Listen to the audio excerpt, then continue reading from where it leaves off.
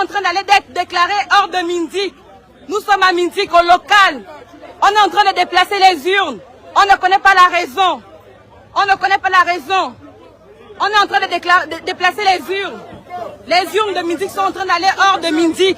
Voilà le Gabon nouveau. Chers compatriotes du 6e arrondissement, nous sommes venus voter ce matin au niveau de Dragage et c'est une déception totale. Il y a des bureaux de vote comme le bureau numéro 12 et le bureau numéro 15 où les processus sont respectés, où nous signons 2 fois. Vous faites le processus, vous signez pour l'élection locale, vous faites le processus, vous signez pour l'élection législative. Or qu'il y a la majorité du bureau à Dragage, je dis bien l'école Dragage, où les gens ne signent qu'une seule fois, on doit signer 2 fois. Et les assesseurs, quand ils donnent les papiers, ils te disent vote PDG, vote UDB. On t'a payé assesseur avec l'argent du contribuable pour venir faire la campagne dans un bureau de vote. Mais c'est quoi ce pays? Brice Clotaire, Oligui Nguema a déjà libéré les Gabonais. Libérez nos votes, le PDG, libérez nos votes. Oh. Arrêtez ce que vous faites là. Et ne pas se laisser influencer parce que dans mon bureau, bureau 14 à Dragage, j'ai été influencé. Celui qui remet les fiches aux électeurs me demande de voter le PDG ou l'UDB. Et je l'ai dit, ces partis-là sont morts pour moi. Ce n'est pas une obligation. Et déjà, c'est une faute parce qu'ils ont refusé que je signe 2 fois. Mais j'ai dit au président, j'ai signalé l'incident au président. Ils ne veulent pas le mettre dehors. Il doit être mis dehors. Il doit être destitué. Parce qu'il ne doit pas influencer les électeurs. Il vous souviendra que l'un des motifs qui a justifié le coup d'État était la mauvaise organisation des élections. Donc je pense qu'on aurait pu produire autre chose aux Gabonais. Je prends un exemple simple. Moi, dans le bureau de vote dans lequel j'ai voté, on n'a pas d'isoloir. C'est-à-dire qu'on met un petit tissu. Vous avez voté exactement à l'école publique Nzayon 2. Et ce qui rend mal à l'aise, c'est qu'autour de midi 13h, vous avez des vidéos qui sont envoyées sur vos téléphones, sur le net, avec des images qu'on aurait dû voir en 2023, où il y a des urnes saccagées, où il y a des gens qui se plaignent, des présidents de bureaux de vote qui font ce qu'ils veulent au mépris de la loi. Je ne pensais pas qu'en 2025, la première élection en tout cas de la transition, aurait donné lieu à ce genre de récrimination. Les Gabonais doivent avoir confiance à nouveau au système politique. Beaucoup d'anomalies, beaucoup de bémols. Nous avons les cartes d'électeurs de certains électeurs qui n'ont pas été trouvés.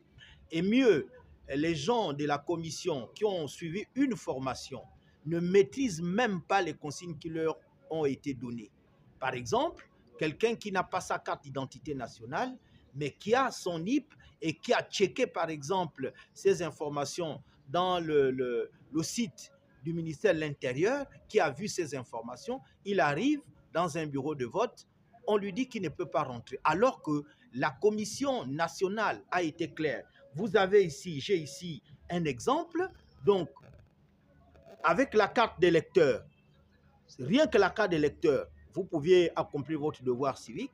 La carte d'identité nationale, le passeport, que sais-je encore. Mais quelqu'un qui a ces informations dans le fichier, on sait que sa carte est dans le bureau de vote, on lui dit qu'il ne peut pas rentrer voter. Ce n'est pas possible. Ces informations que nous récoltons et nous allons tout faire pour les avoir, nous avons des gens avec les mallettes d'argent, ça a toujours été comme ça, devant les centres de vote, de soudoyer les électeurs. Mais diantre, le président de la République demande un scrutin fiable, un scrutin sans bavure, parce que lui-même, il a été élu dans ces conditions. Mais pourquoi les gens vont continuer à faire des choses dont on est en train de proscrire? Vraiment, c'est un peu mon dégoût de cette élection. Maintenant, sur l'organisation, on va encore demander à la commission électorale de s'améliorer. Parce que franchement, on remarque beaucoup d'anomalies concernant la sortie des cartes d'électeurs. Ce n'est pas tout le monde qui a sa carte d'électeur.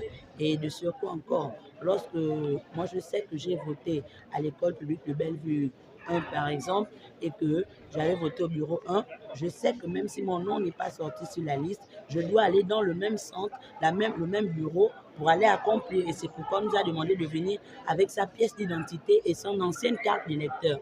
Mais quand on arrive, il y a des bureaux de vote, lorsque tu arrives pour le dire, on te dit non, tu ne peux pas voter parce que ton nom n'est pas sur la liste.